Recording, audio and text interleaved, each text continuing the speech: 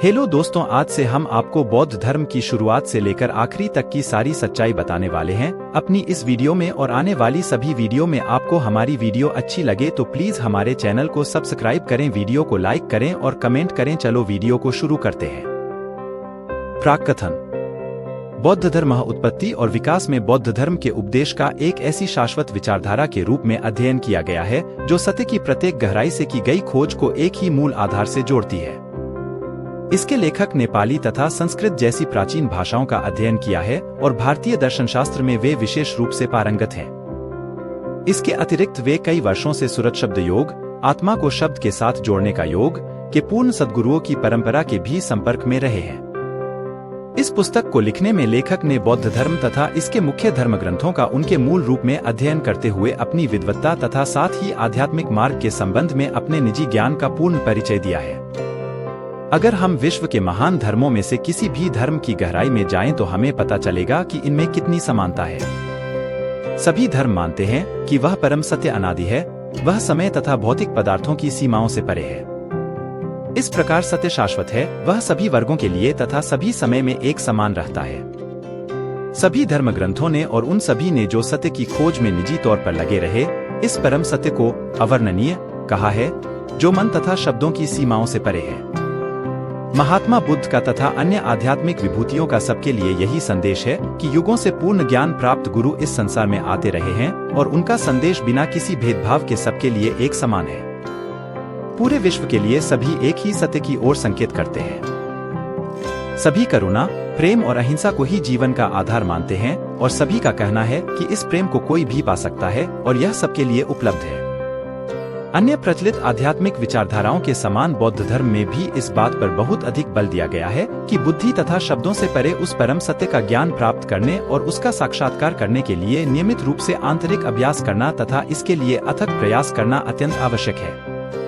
इस पुस्तक को प्रकाशित करते हुए हम आशा करते हैं कि सत्य का ज्ञान प्राप्त करने में यह पुस्तक सहायक सिद्ध होगी। जय। सभी चेतन प्राणियों में केवल मनुष्य को ही बुद्धि और विवेक शक्ति प्राप्त है।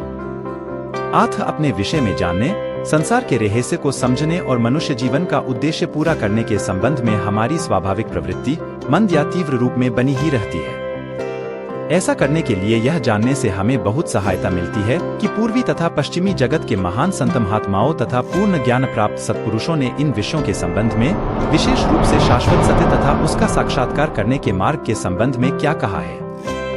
निःसंदेह गौतम बुद्ध इस संसार में प्रकट होने वाले महान गुरुओं में से एक हैं। वे सत्य के लिए अपनी सच्ची खोज और अथक प्रयासों के साथ साथ नैतिक दृढ़ता तथा आध्यात्मिक ज्ञान के लिए बहुत प्रसिद्ध हैं। इसके साथ ही निर्वाण प्राप्ति के बाद उन्होंने लोगों के कल्याण और सुख के लिए अपने उपदेश का प्रसार करने का जो पावन संकल्प किया, उसे भी सारा संसार जानता है।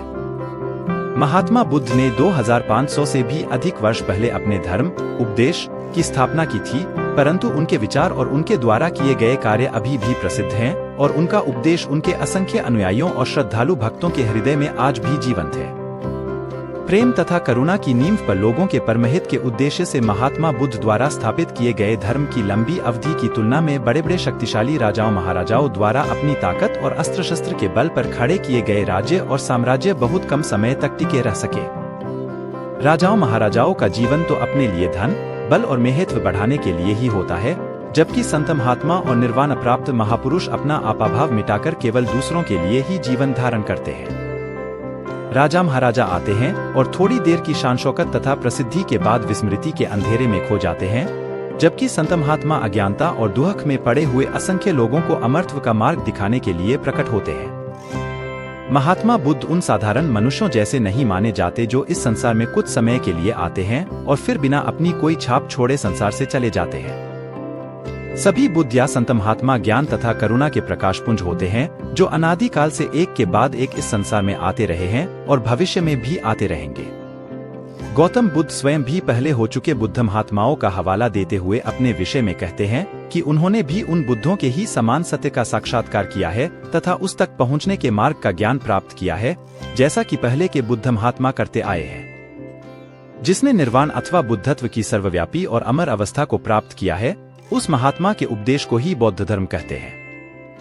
इस प्रकार बौद्ध धर्म एक सर्वव्यापी उपदेश है जिसमें सबके लिए आकर्षण है।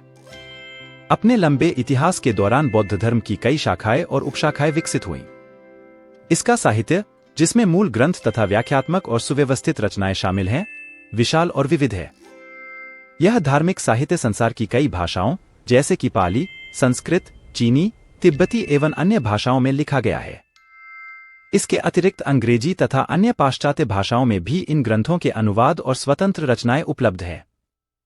काम को अलग अलग चरणों में बौद्ध धर्म के गौरव और महिमा का तथा इसके महान प्रसार का अध्ययन करना एक सराहनीय प्रयास हो सकता है। परंतु इस छोटी सी पुस्तक में हम बौद्ध धर्म के अनेक शाखाओं के विशाल साहित्य का अध्ययन करके इसके सारतत्व तथा इसके वास्तविक स्वरूप को सामने रखने का और इसके प्रमुख नैतिक और आध्यात्मिक उपदेश को स्पष्ट रूप से प्रस्तुत करने का प्रयास करेंगे। बौद्ध धर्म स्पष्ट करता है कि मनुष्य का परम उद्देश्य निर्वाण प्राप्त करना, अर्थात जीवन के सर्वाधिक गहरे आंतरिक ज्ञान को प्राप्त करना है।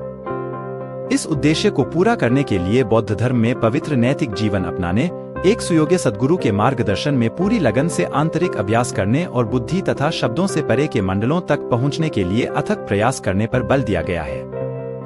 यह वास्तव में मानव जाति के ज्ञान की विरासत का सार है, जिस पर पूरे विश्व के कई प्रसिद्ध संत महात्माओं ने बल दिया है। हम जानते हैं कि महात्मा बुद्ध का दृष्टिकोण अत्यंत व्यावहारिक था। वे तत्वमीमांसा से संबंधित प्रश्नों का उत्तर प्रायः नहीं देते थे। वे उन्हें टाल दिया करते थे। वे समझते थे कि ऐसे प्रश्नों के उत्तर बुद्धि द्वारा नहीं समझे जा सकते और सीमित ज्ञान रखने वाले प्रश्नकर्ता के लिए उनका कोई महत्व नहीं होगा। अतः उन्होंने अज्ञानता तथा दुख की विश्वव्यापी समस्याओं की ओर लोगों का ध्यान खींचा और उन्हें निर्वाण प्राप्ति तथा समस्त दुखों से मुक्ति का मार्ग बताया। इस पुस्तक को लिखते समय महात्मा बुद्ध के इस व्यावहारिक दृष्टिकोण का पूरा ध्यान रखा गया है। यहाँ बौद्ध धर्म की कोई नई व्याख्या करने की कोशिश नहीं की गई है, बल्कि बौद्ध धर्म के एक आध्यात्मिक पक्ष को एक विशेष दृष्टिकोण से प्रस्तुत करने का प्रयास किया गया है। यह पुस्तक प्रमुख रूप से बौद्ध धर्म के मूल ग्रंथों पर आधारित है। बौद्ध साहित्य के विशाल भंडार से वैसी सामग्रियों का यहाँ उपयोग किया गया है जिनका बौद्ध धर्म के आरंभिक ग्रंथों, विशेषकर पाली धर्म साहित्य के आरंभिक ग्रंथों से सीधा संबंध है या जिनकी ओर ये संकेत करते हैं। बौद्ध धर्म के आरंभिक स्वरूप के समर्थक और